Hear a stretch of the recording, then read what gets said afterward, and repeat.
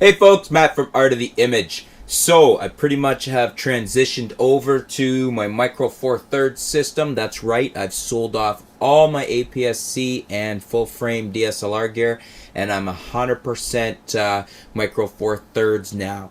So what I wanted to do was give you the 5 reasons for me that I wanted to switch to Micro Four Thirds. What made it worth doing for me and why.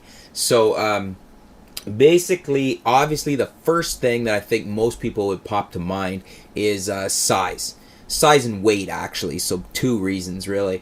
These cameras are nice and small, and they weigh very little.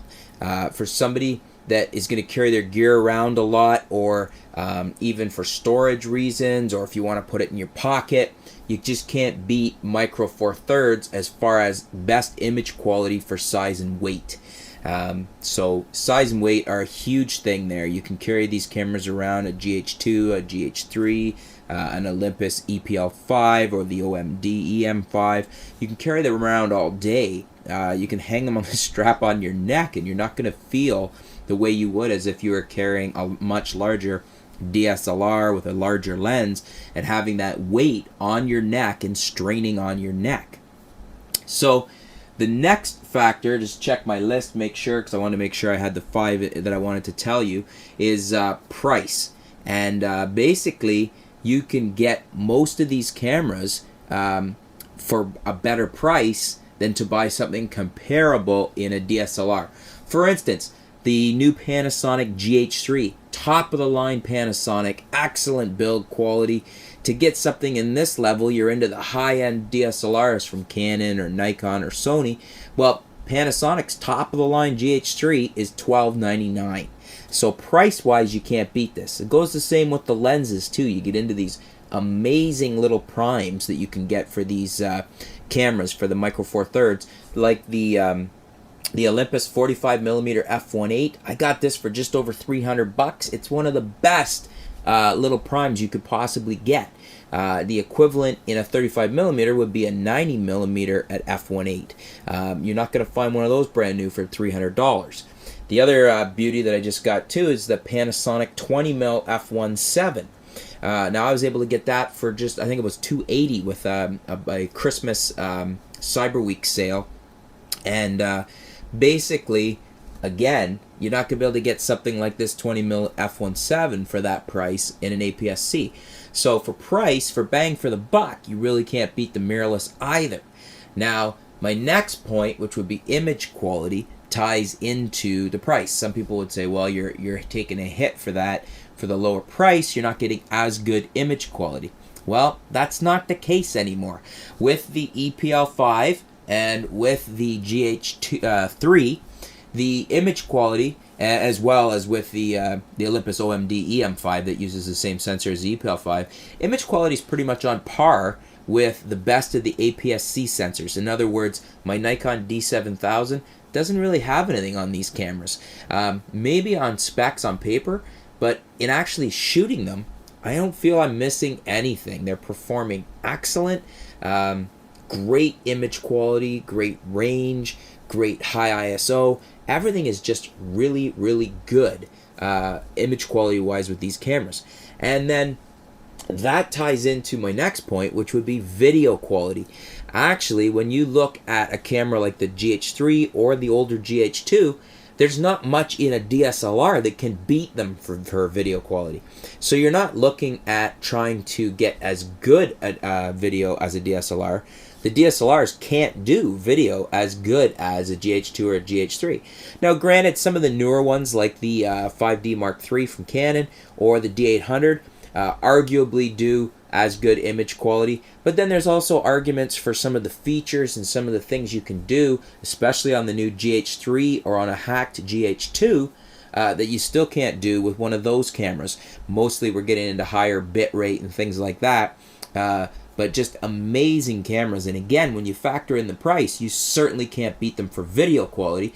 And for myself, a large part of what I do now is videos, so it's kind of a no-brainer as far as which camera you're going to go with. It's going to be a Micro Four Thirds, a GH2, or a GH3 for video. The Olympus EPL-5, surprisingly enough, even though the specs aren't there as far as bits per second, megabits per second, and the encoding rates and whatnot, it is still renders a really nice video quality. I haven't been disappointed at all with it, especially when you move to one of these beautiful little primes like the Olympus 45mm f1.8 or the Panasonic 20mm f1.7. They basically changed the camera into a whole new beast. And then my last point, which is almost kind of a bonus with the Micro Four Thirds system, and that's when you get into a lens like this.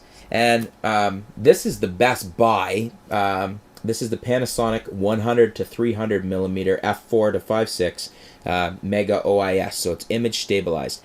So to compare this in 35 millimeter terms, this is a 200 millimeter to 600 millimeter image stabilized lens that is very decent lens. So I paid for this 500 bucks. So you try and find an APS-C or full frame 35 millimeter lens, 200 to 600 millimeter image stabilized zoom, anywhere near that price, 500 bucks. And you're not going to find it, first of all. And second of all, even if you did, the image quality wouldn't be what you get out of this beautiful lens. So that's an added bonus. All of your long lenses, you have the 2x crop as opposed to 1.5 with APS-C. So if you're somebody that likes to shoot long zooms, it's a built-in advantage right there. So that's my 5 reasons, folks, why I have switched, and this is what I've started with, my starting kit, the Olympus EPL-5, and I have the Pansonic GH2. I have these 2 primes. I've got kit lenses, the 1442s that came with both the GH2 and the EPL-5, and then I have my long zoom, my 100 to 300 millimeter. Next, what I'm going to add is probably a couple more lenses and a flash or 2, because I do need some flashes. I'm not without flashes at the moment because I have my older Nikon SB28s and 26s that I can use with remote triggers, which work great on both the EPL-5 and on the Panasonic GH2. So, and then down the road, probably going to add the GH3, the Pansonic GH3, and I'm also probably going to grab myself an OMD E-M5. Probably. We'll see. At the moment, I'm extremely happy with both of these cameras, and I'm in no great rush to empty my wallet any further at the moment.